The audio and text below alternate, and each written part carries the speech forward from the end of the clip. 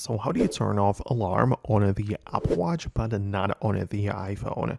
So let me show you exactly how it works. If it's your first time in here, most definitely subscribe so you don't miss the upcoming tutorials and videos like this one.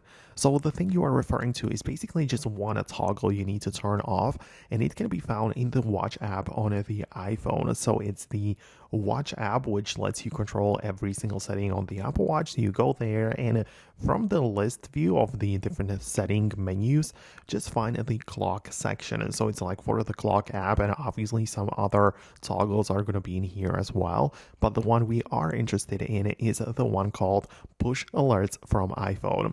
So this refers to alarms as well as timers set up on the iPhone, and whether or not you also want the Apple Watch to be affected by that. Some people like to set up the alarm and also make the watch vibrate and make noise when the alarm goes off, and some people like to detach it and disconnect it.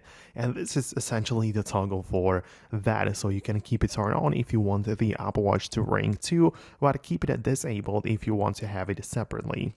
This means that you can still set up alarms on the watch, but they are going to be set up separately as well as those on the iPhone. So some people prefer it that way. So I really hope I can help you out with it, and that this was the thing that you meant by this question. So let me know what you think below. Subscribe for more quick tips and tutorials like this one, and I'll see you later.